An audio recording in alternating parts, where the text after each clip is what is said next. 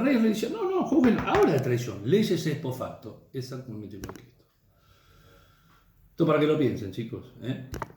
Así como les dije lo de Cristina, no, traición a la nación, no hay estado de guerra, punto. Un minuto. No se trata, no importa, no, es así. No, cuando la política entra a tribunales por la puerta, el derecho sale por la ventana. Esto es así. Entonces, es importante que lo tengan presente, ¿no es cierto? Bueno,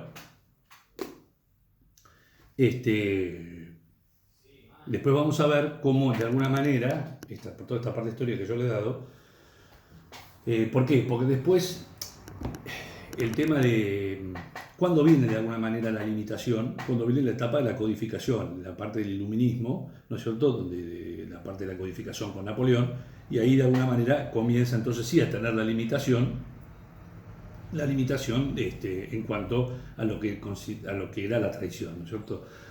Pero aún así nosotros, fíjense que en el gobierno de Rosas, que después lo vamos a ver, se le dio la suma del poder público y bueno, y no llegó a una tiranía, ¿no es cierto? Más allá que pudo haber hecho cosas buenas o malas, ¿no es cierto? Y esa reacción, en 1853 se dicta la Constitución y bueno, y de alguna manera la referencia esta del 119, cuando dice, el Congreso fijará una ley especial de la pena de este delito, que ya no pasará de la persona al delincuente, ni la infamia del reo se transmitirá a sus parientes de cualquier grado.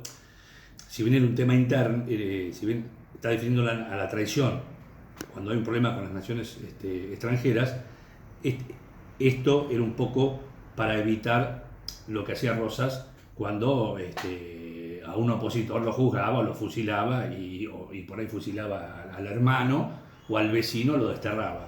Entonces todas estas cosas se trataron de limitar, ¿no es cierto? Por el momento histórico, ¿no? Gana Urquiza en la batalla de Caseros y después viene la sanción de la Constitución Nacional en 1853, ¿no? Después vamos a volver sobre ese punto, ¿no?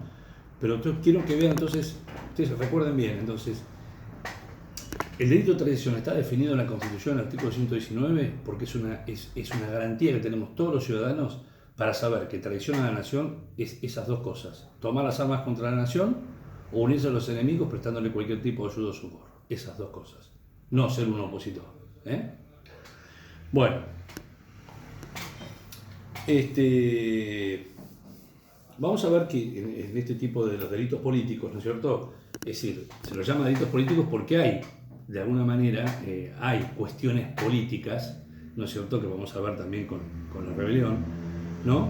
Donde hay una serie de circunstancias en las que vemos después que la historia, los que están en el poder después están abajo, los que están abajo después están en el poder, entonces es como que es como esas familias que se pelean y se amigan, entonces se resguardaron ellos, ¿no? Y tienen muchas normas, de alguna manera, ahora no tanto, ahora están un poco peor, en el sentido de que, a diferencia de los delitos comunes, tienen algunos privilegios. Por ejemplo, ustedes fíjense que el artículo 18 de la Constitución Nacional dice que no va la pena de muerte por causas políticas, ¿no es cierto?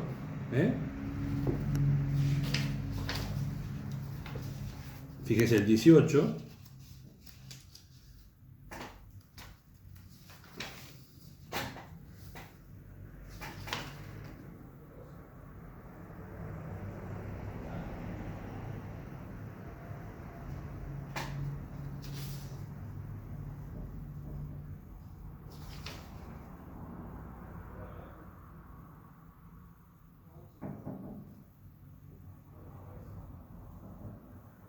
Dicen, quedan abolidos para siempre la pena de muerte por causas políticas, toda especie de tormenta y azotes.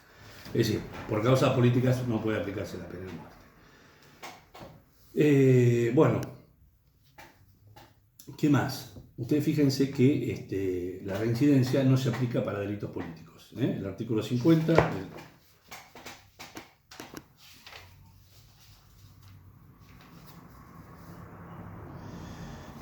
El artículo 50, en el segundo párrafo, dice: la condena sufrida en el extranjero se tendrá en cuenta para la reincidencia si ha sido pronunciada. Perdón, en el tercer párrafo, no dará lugar a la reincidencia la pena cumplida por delitos políticos. Entonces, bueno, ahí tienen otra.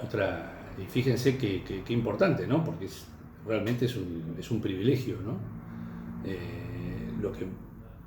más tratan de esquivarle las personas que cometen delitos es que se los declare reincidentes, ¿no? Porque después tienen que cumplir toda la pena con el segundo delito. Pero bueno, y después obviamente también tienen la extradición. Fíjense que antes la extradición se concedía por delitos políticos, hoy la extradición no se concede por delitos políticos. Las personas que logran ser, ¿cómo se llama? Abrigadas en otro país, ¿no? Asilo en otro país, la extradición no se concede por delitos políticos. Sí por delitos comunes, pero no por delitos políticos. Bueno. También, es decir, ustedes fíjense que ellos normalmente, estos delitos, vamos a ver, que tienen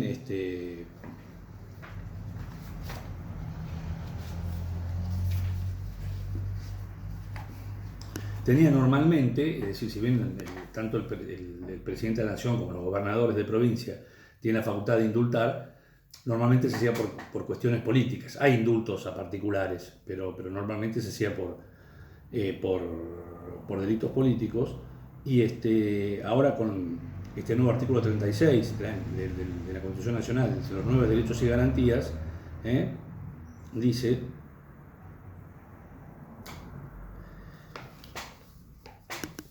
¿dónde está?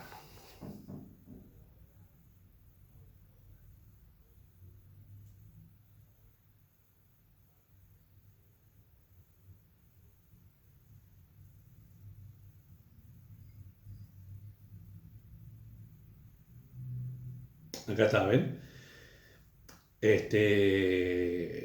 Los que sean autores de rebelión, dice el artículo 36, esta Constitución mantendrá su imperio aun cuando se interrumpiere su observancia por actos de fuerza contra el orden constitucional y sistema democrático.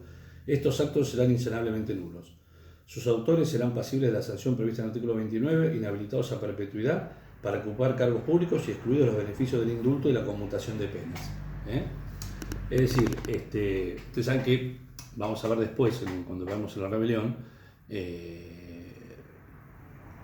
cuando arranca la democracia en el año 1983, tuvimos varios levantamientos, ¿no es cierto? Algunos llamados un sector del ejército, cara pintada, ¿no es cierto? Que se sofocaron, luego fueron indultados, y el último indulto lo dio Duhalde. Hubo dos rebeliones, una de signo de la izquierda, radical, no radical, radicalizada, no porque sea radical, del movimiento Todos por la Patria, que tomaron el regimiento La Tablada, 23 de enero de 1989, ¿no es cierto? Y Zaineldin, cara pintada, del sector cara pintada del ejército, también el levantamiento, que fue del 3 de diciembre de 1990, y Duhalde, fueron condenados a prisión perpetua y a penas altísimas, ¿no es cierto? Esas dos rebeliones sofocadas, y fueron indultados en el 2003, el 22 de mayo de 2003, por Duhalde, antes de entregar el gobierno a Néstor Kirchner, ¿no es cierto? Y ustedes dirán, ¿pero cómo? Si ya estaba la Constitución rigiendo en el 94, que lo impedía, pero bueno, como eran hechos anteriores a la reforma de la Constitución, fueron de alguna manera los últimos indultos que se dieron. Indultaron, por un lado, a Zaineldin, que era el cabecilla del grupo Cara Pintada, y también al cabecilla del grupo de los mitos Todos por la Patria, que era un viejo dirigente del ARC, que era Enrique Gorrerán Merlo. A ellos y a todos los que participaron, ¿no? En total eran 25, ¿no? Entre los dos bandos. Así que fueron indultados. Eso fue lo último, entonces después no hubo más levantamientos armados, gracias a Dios, ¿no es cierto? Pero eso fue en el 2003. Bueno, para que tengan esa idea, ¿no? Y también vamos a ver después que en el Código Penal dice en el artículo 67,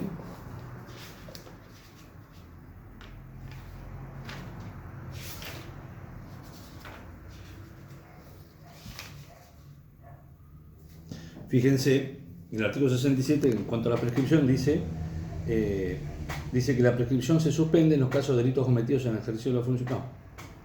Perdón, acá. El curso de prescripción de acción con respecto a los delitos previstos en 226 y 227 se suspenderá hasta el restablecimiento del orden constitucional. El delito 226 y 227 bis son rebelión, y esta es rebelión agravada. Después lo vamos a ver. se los voy largando ahora para que vean. Es decir, ustedes recuerdan que el 24 de marzo de 1976 fue el golpe militar. Bueno, si se aplicara ahora, ¿no es cierto? En ese punto, según el Código Penal, se hubiera suspendido la prescripción y empezaría a correr el 10 de diciembre de 1983. Hubiera corrido, ¿no? Obviamente esta fue una reforma posterior, ¿no? Pero para que ustedes lo vean. Es decir, si se rompe el sistema democrático por la fuerza, a través de una rebelión, entonces, según el Código Penal, se suspende la prescripción, ¿no? Si no se cuenta para la prescripción. Y se toma una vez que se retoma el restablecimiento democrático. En ese caso habían pasado 8 años, bueno, así hubiera sido a contar el día 1, después lo vamos a ver. Pero fíjense, es decir, de alguna manera, ahora ya no tienen tantos beneficios estos llamados delitos políticos, ¿no es cierto? Solo les queda la amnistía, ¿no es cierto?, que es el artículo 75, inciso 20, si mal no recuerdo, que corresponde al Congreso, ¿no?, conceder amnistías generales, y se conceden por delitos políticos. Borra el delito, así que no existe el delito, pero sí queda expedita la acción para daños y perjuicios, ¿no?, indemnizar a particulares, pero lo que es el delito se borra, ¿no? Así que solamente les quedó la amnistía.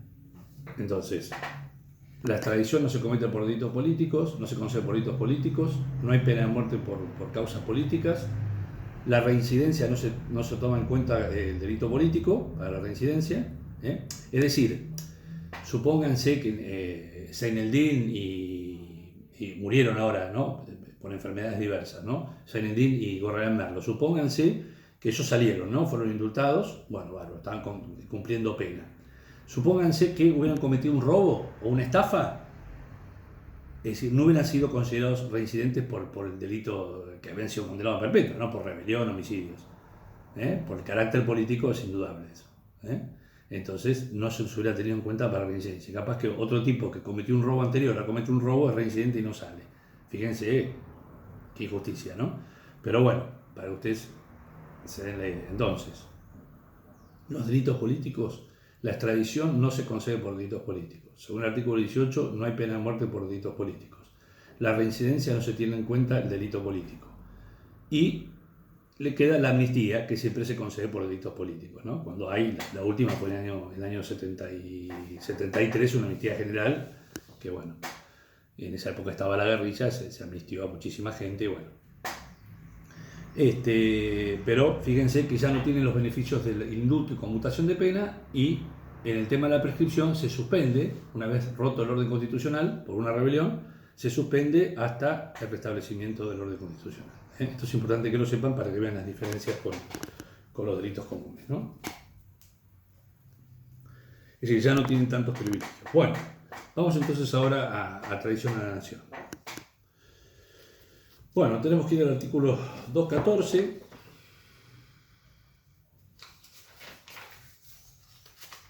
que dice,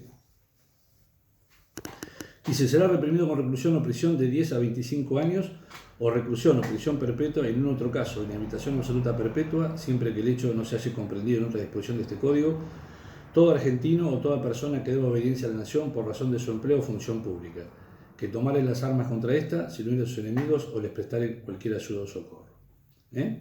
Entonces, acá es importante saber que el sujeto activo es todo argentino. Todo argentino, que puede ser nativo o naturalizado, o toda persona que deba obediencia a la nación. Vamos a ver primero todo argentino, ¿no? Nativo naturalizado, ahora muy bien. ¿Por qué? Porque, es decir,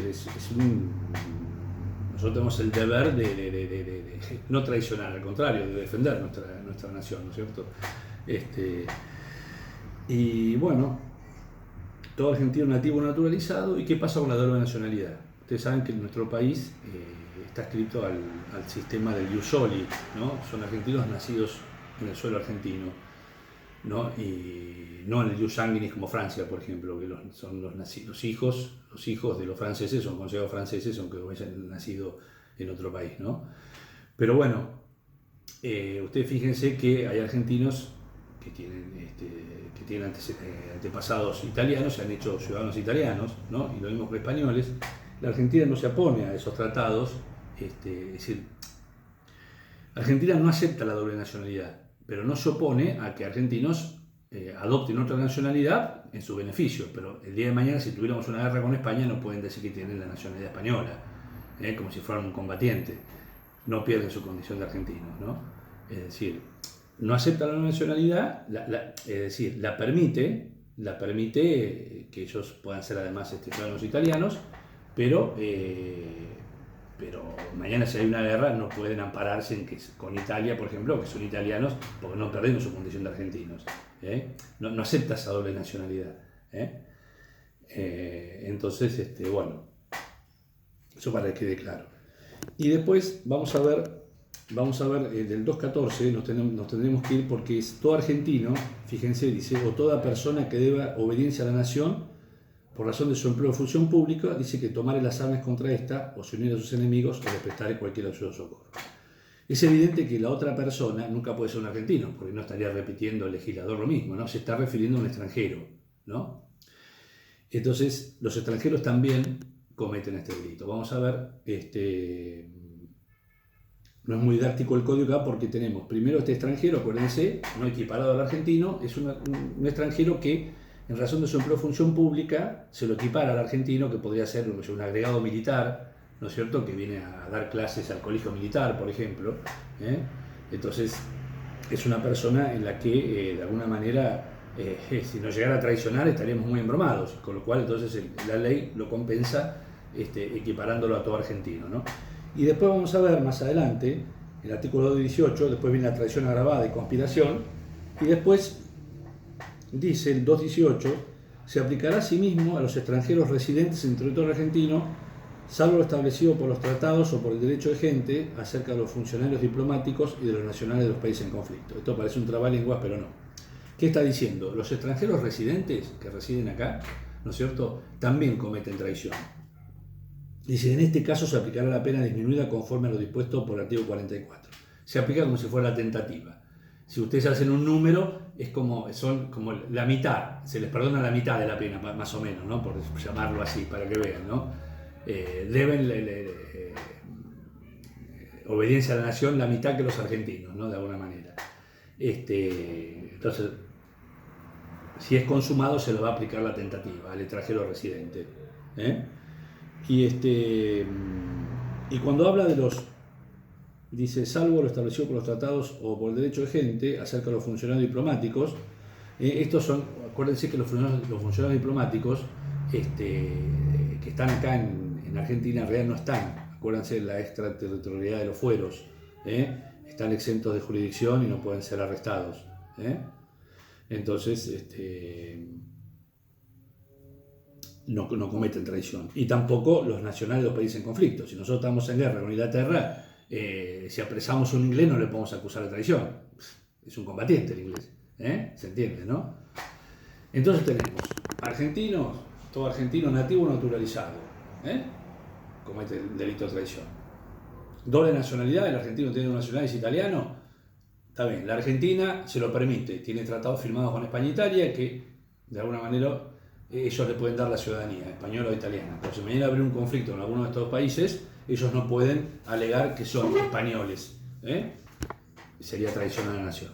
Y después, en cuanto a los extranjeros, tenemos un extranjero, el primer extranjero es el que está equiparado al argentino, que en razón de su empleo o función pública, un agregado militar o que trabaja en fabricaciones militares. Es que si es una persona que tiene mucho poder dentro de la Argentina o información y realmente podría llegar a perjudicarnos si lo decide, ¿no? Entonces se lo equipara. Y después tenemos el extranjero residente, que puede ser cualquiera, un almacenero, un plomero, un ingeniero que reside acá, comete el delito de traición, pero la pena se lo va a aplicar como si fuera la tentativa. Y después tenemos los funcionarios diplomáticos, no cometen el delito de traición porque rige la extraterritorialidad de los fueros, ¿no?, la inviolabilidad de jurisdicción y no pueden ser arrestados. Y después los otros extranjeros que están en juego son los enemigos, los nacionales de los países en conflicto. Supónganse Inglaterra, cuando tuvimos la guerra, bueno, Si mañana nosotros detenemos a 4 ingleses, es decir, cuando nosotros perdimos la guerra y detuvieron a los argentinos que estaban ahí, hasta que los trasladaron para acá, no iniciaron un proceso por traición, es novedad, ¿no? Pero bueno, es como un juego de palabras. Esto es importante que lo sepan. Luego tenemos, bueno, acuérdense, un dato objetivo. ¿Se acuerdan cuando para hablar de alevosía, el estado de indefensión de la víctima? Como dato objetivo, acá para hablar de traición, estado de guerra. No hay guerra, no puede haber traición. Entonces, la pregunta, ¿podemos cometer delito de traición hoy? No porque no hay estado de guerra. ¿Pudo en la Argentina en un pasado no muy remoto? Sí, en la guerra con Malvinas, en el año 1982. En ese caso, cuando estuvimos en guerra con Inglaterra, pudo haberse cometido traición. No se cometió, pero bueno. Luego tenemos la traición agravada, dice, será reprimido con reclusión o prisión perpetua al que cometiera el delito previsto en el artículo precedente en los siguientes casos. 1. Si ejecutar un hecho dirigido a someter total o parcialmente a la nación al dominio extranjero o menoscabar su independencia o integridad. Es, de alguna manera, un elemento subjetivo muy determinado. Porque nosotros, supónganse que fuera un mercenario, alguien que por plata nos traiciona, bueno, traidor, la figura básica. Pero supónganse que el dolo del traidor está dirigido a, por ejemplo, dice, bueno, voy a traicionar a la nación y si ganamos con la traición, se vence a la Argentina, al país triunfante, le voy a pedir que no sé, supónganse, le dan arrendamiento a la Mesopotamia, ¿se dan cuenta? Al país extranjero. Bueno, ahí vemos, tiene una... Dice, menoscabar la independencia o integridad. O someter totalmente, o queremos, no sé, directamente que esté al dominio, no sé, de una nación en especial. Bueno, ese particular elemento subjetivo es lo que agrava la traición. Después dice el segundo inciso, si indujera o decidiera una potencia extranjera a hacer la guerra contra la República, ¿no? Este es un caso muy raro porque, claro, hay que estar en guerra, ¿no? Pero Creus dice que, bueno, podría darse que en el mismo momento en que se convence a una potencia a hacer la guerra, la persona se une al enemigo, ¿no? Y, bueno, induce a la otra potencia a hacernos la guerra. Supónganse que